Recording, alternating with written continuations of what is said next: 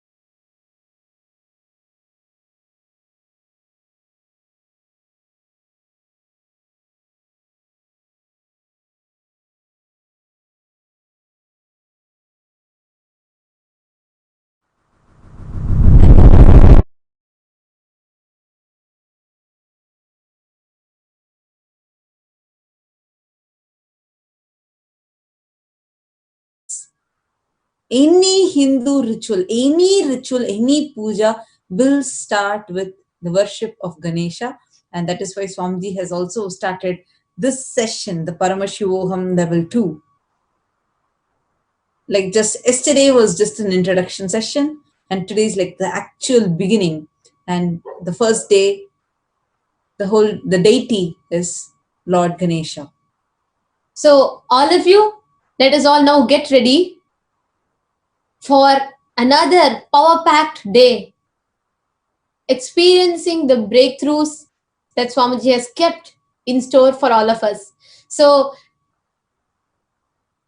let us all get ready for today's amazing power of feeding Ganesha, of feeding deities, getting to be able to relate to Ganesha, the aspect of Lord Ganesha in Hinduism is also known as Vignaharta, the person who removes the embodiment of completion, who removes all obstacles.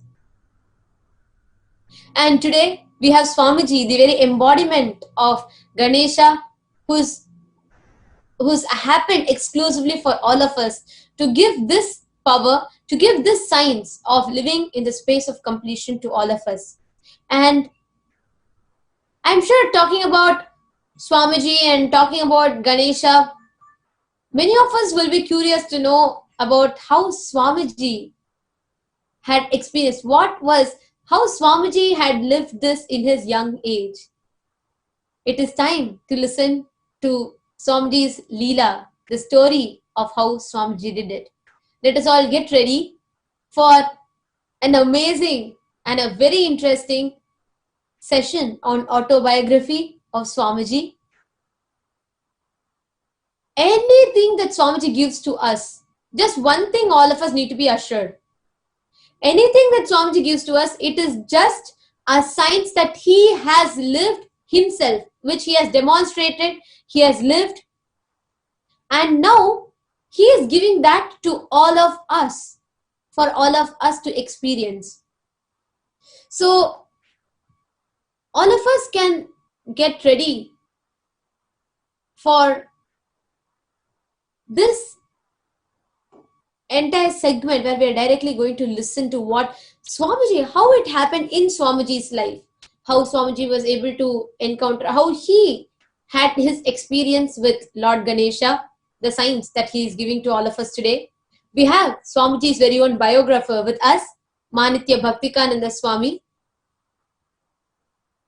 and she will be sharing with all of us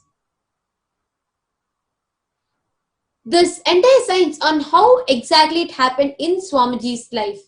What exactly was the first incident and how did Swamiji discover this science, or not discover, I would say, how did he demonstrate this science to all of us? So we have joining with us Nithya Bhaktikananda Swami from Arunachala Sarvangya Peetham, the very place that Swamiji was born and brought up and walked and played as a young child. And actually, just before she begins, I just wanted to give a little bit context to all of you. When we just listen to the Avatara Leela, just by listening,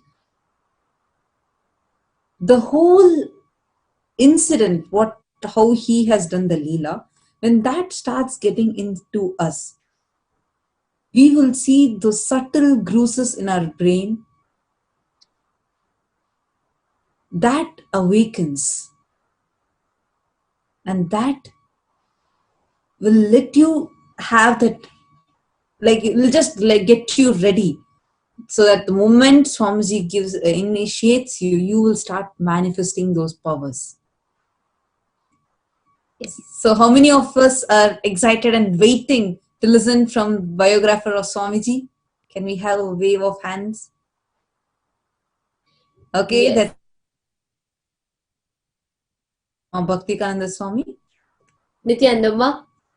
Yes. Nithyanandam to each and every one of you out there. Very viewers from all over the world, and especially the Paramashivam level 2 participants. Congratulations to each one of you for deciding to join this program, which is one of the ultimate, you will understand it's one of the ultimate happenings in your life, which is going to give you the superconscious breakthrough directly from Bhagavan himself. Today's topic is Ganesha, and Ganesha is so dear to each one of us, and obviously so dear to Bhagavan himself right from when he was a child. And Swamiji has always said, my whole spiritual journey in the Avatara Leela, when I assumed the human form and came to deliver the superconscious breakthrough to humanity, in the script of existence itself, which the avatars, these great incarnations, come down and play as a Leela, in the very script, Ganesha has the first place.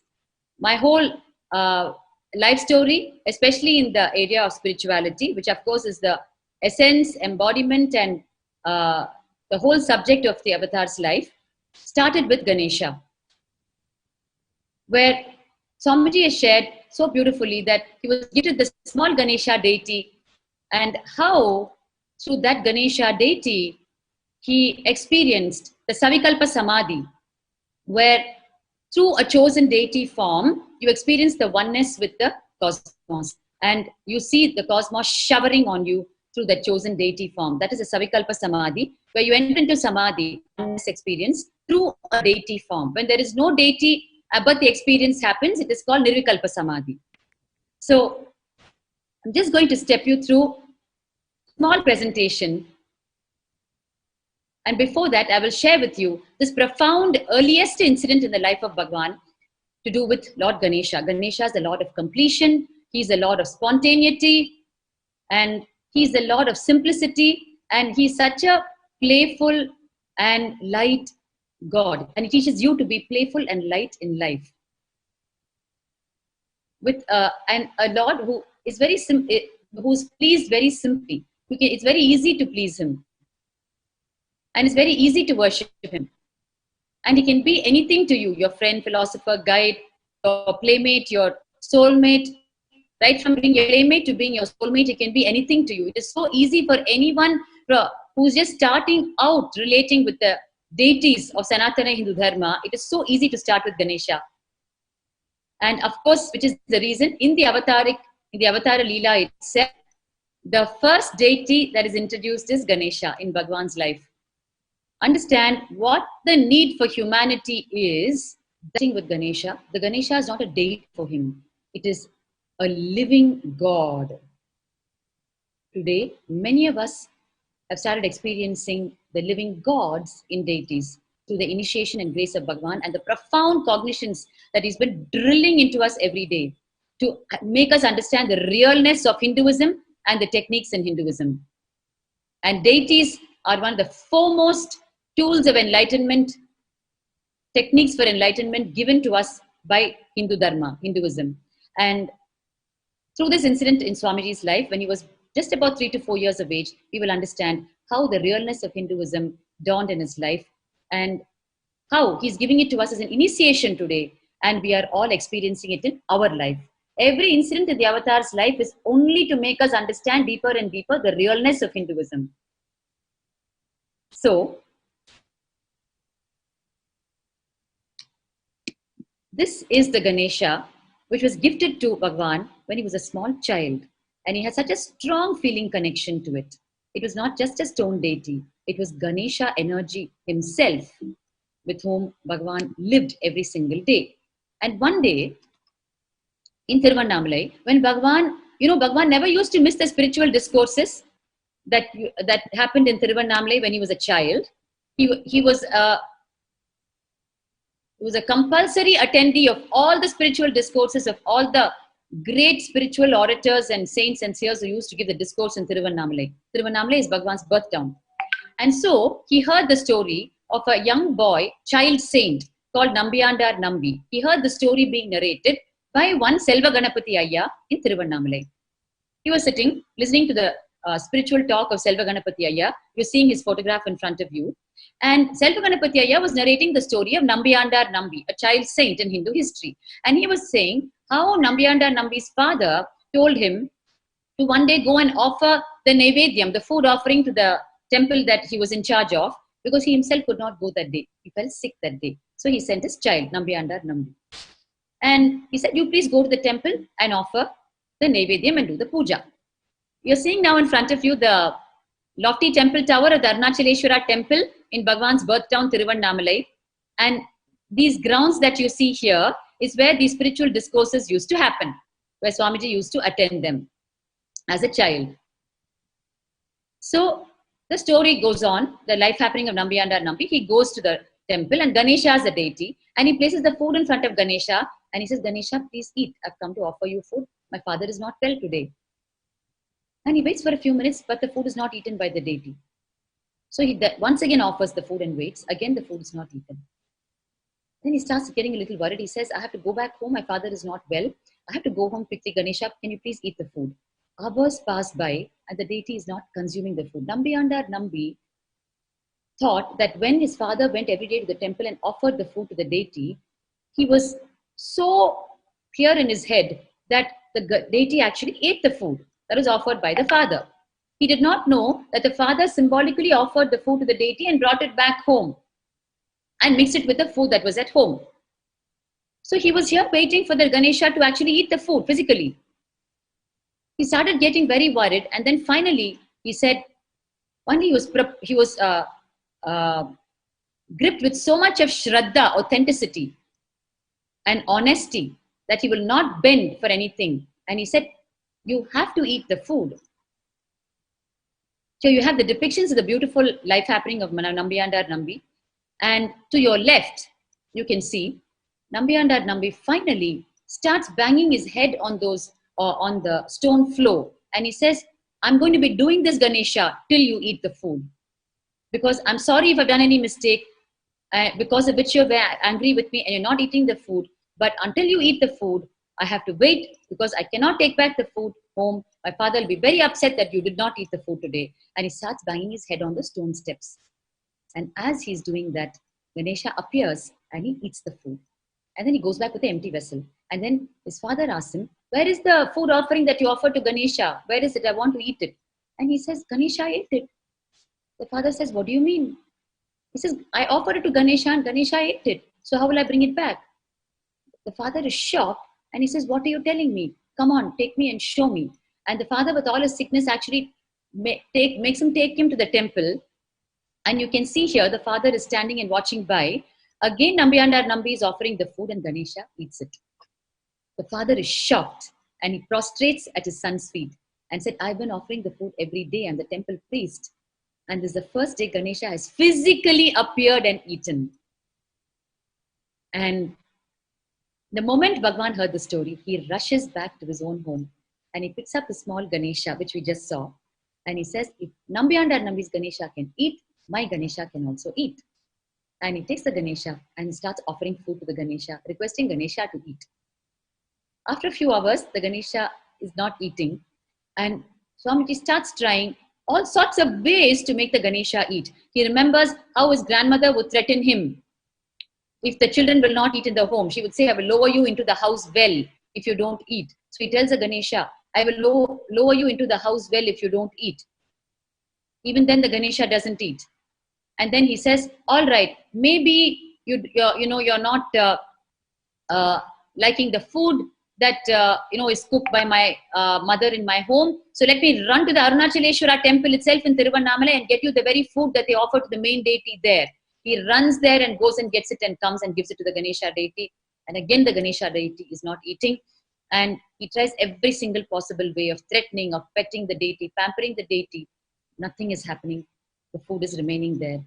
And then finally he remembers that in the life happening of Nambiyandar Nambi worked with himself until the Ganesha deity ate.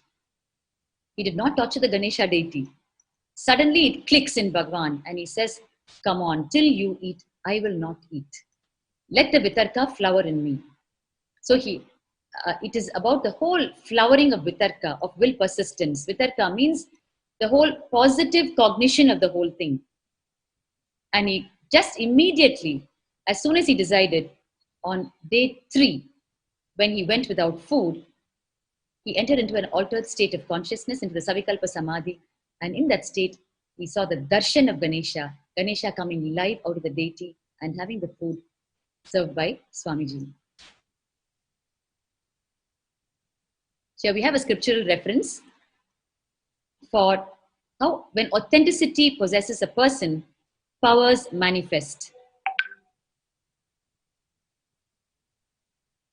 From the life story of Nachiketa from the Kathopanishad, where so beautifully, by the authenticity of Nachiketa, he manifests the power of overcoming death itself in his life. It's a scriptural reference from Hinduism, where when you decide to become authentic in life, you simply manifest powers.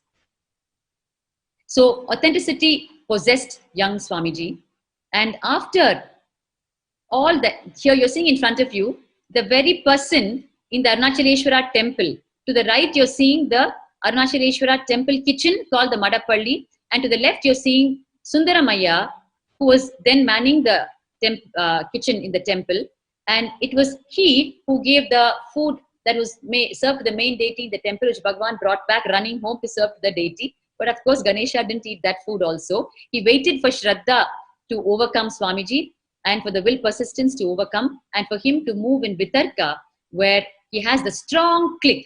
And he says, till you eat, I'm not going to eat. Let me see it happen. And he sat with the food. And he experienced a Samprajnata Samadhi, also called the Savikalpa Samadhi, where through the chosen deity form, he experienced the live Ganesha coming and eating the food that he offered.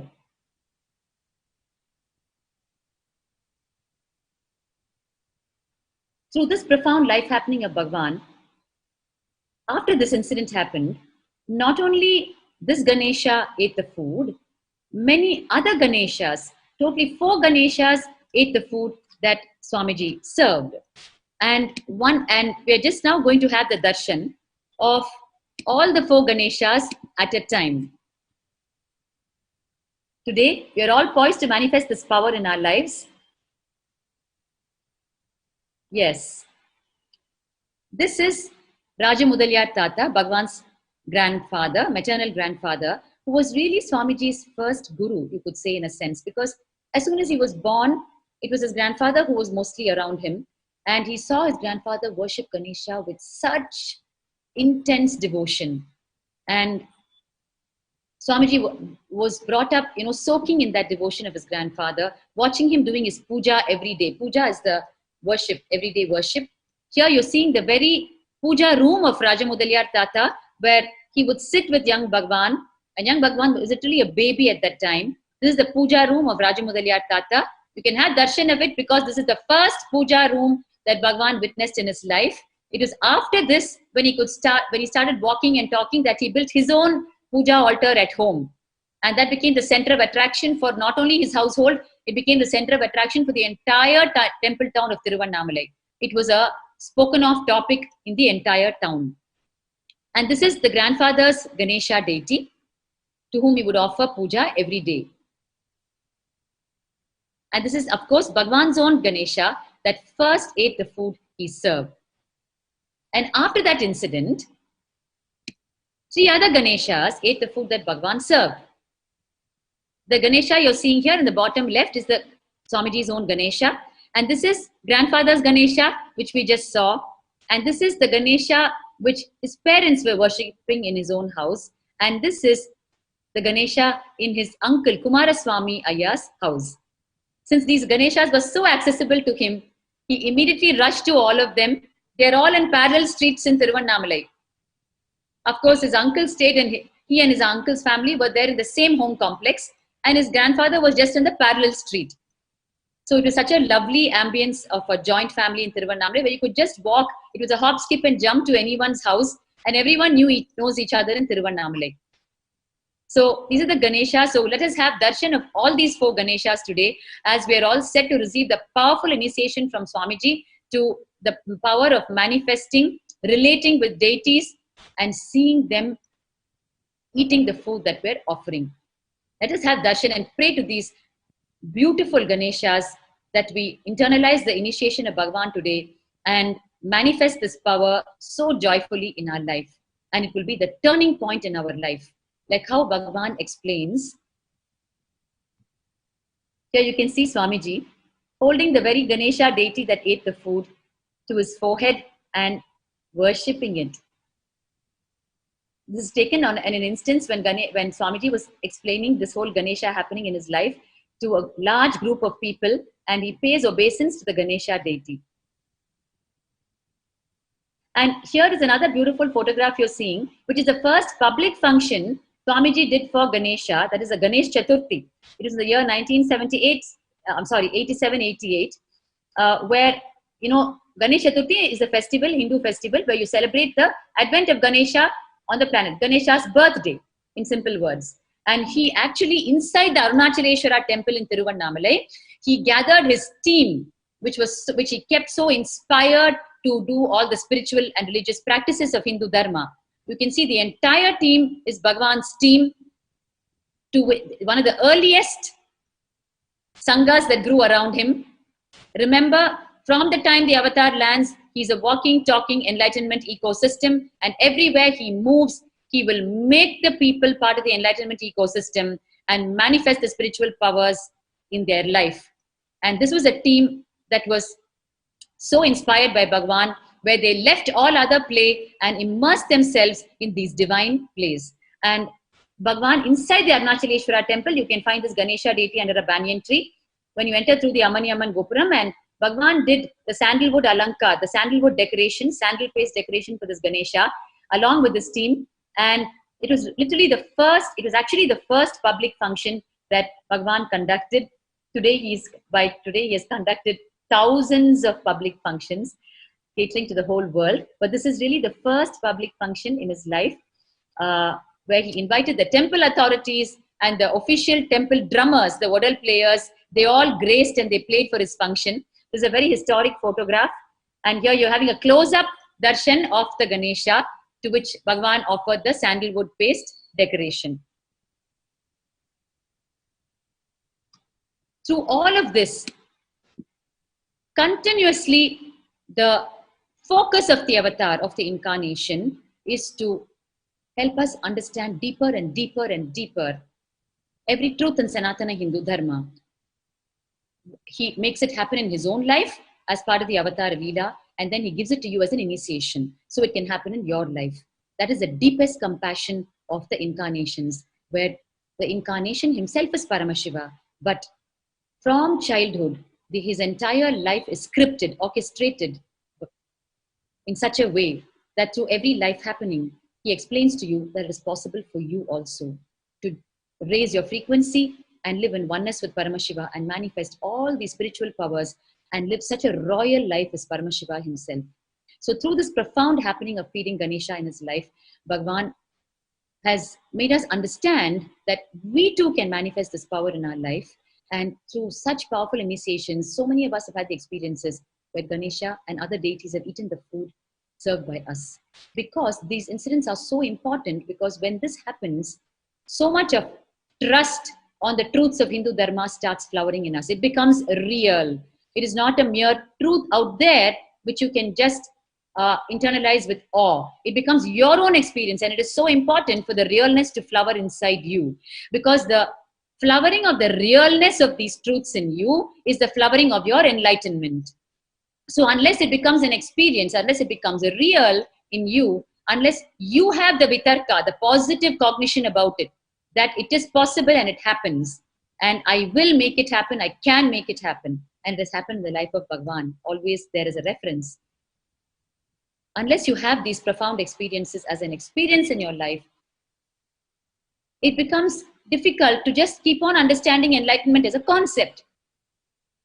Therefore, it is so important for us to listen to the powerful cognitions when Swamiji tells it to us, and to internalize the initiation that he drills into us, and the techniques which he gives us as a gifts to do to experience it in our life.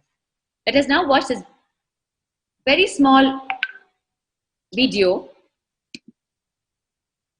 where Swamiji is explaining so beautifully. After he has explained the Ganesha feeding incident himself to a large group of people, he's explaining how, the vitarka and trust flowered in him. And then he's, actually the satsang itself is on the Ganesha Chaturthi. Many years later, after the mission started, it is on the Ganesha Chaturthi day, when we're celebrating the Ganesha Chaturthi, and Bhagavan, out of all his compassion, explained the whole Ganesha incident. And then he says, how the trust and vitarka flowered inside him. Let it flower in each of you, and let us pray to Ganesha and offer food offering to him specially for this today. Let us just watch those few minutes of this video.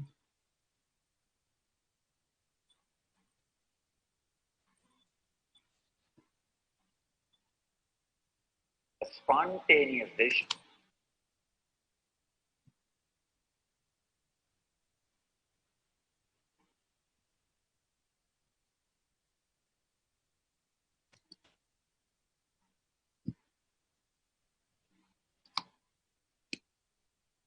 Means imbibe these three qualities. Angusa, unclutching. Pasa, keeping the attachment under your control. Not allowing thoughts to become ingrained. And happenings in my inner space and my outer space, I could see very clearly. The whole thing is auspicious. So auspicious. It's extraordinary.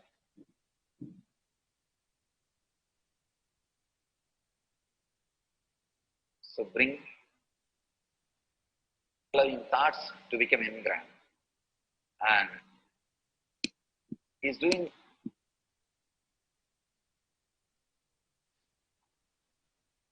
tune into Ganesha, means imbibe these three qualities.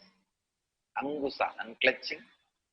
Pasa, keeping the attachment under your control, not allowing thoughts to become ingrained. And let us, the spontaneous decision making, courage to sacrifice for the cause you took up. And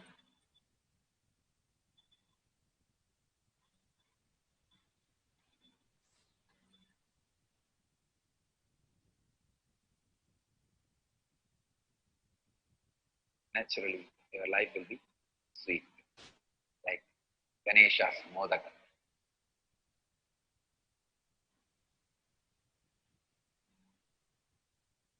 Today we celebrate Ganesh Chaturthi. All over the world, in all Nithyananda Jnanapita centers, and temples, and ashrams, and disciples, devotees houses, to remember the great happening happened in my life, Ganesha eating the food offered by me at the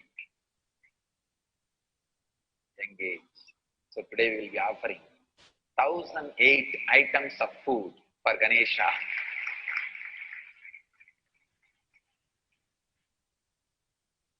As our humble offering, as our gratitude.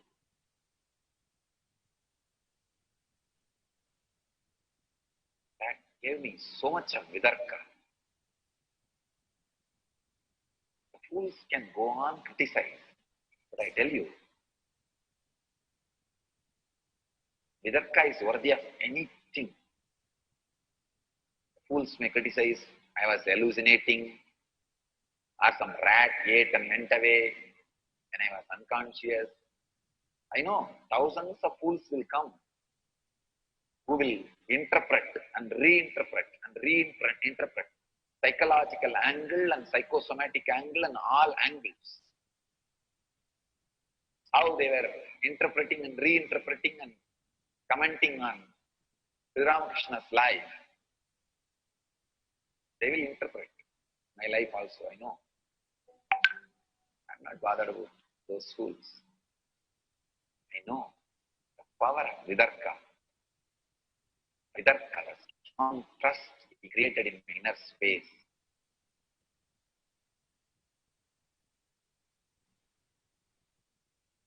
And such an auspicious beginning.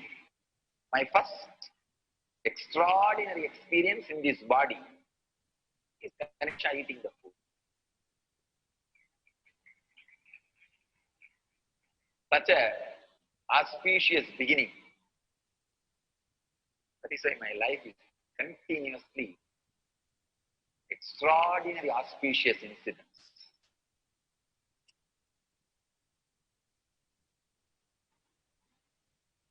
Yes.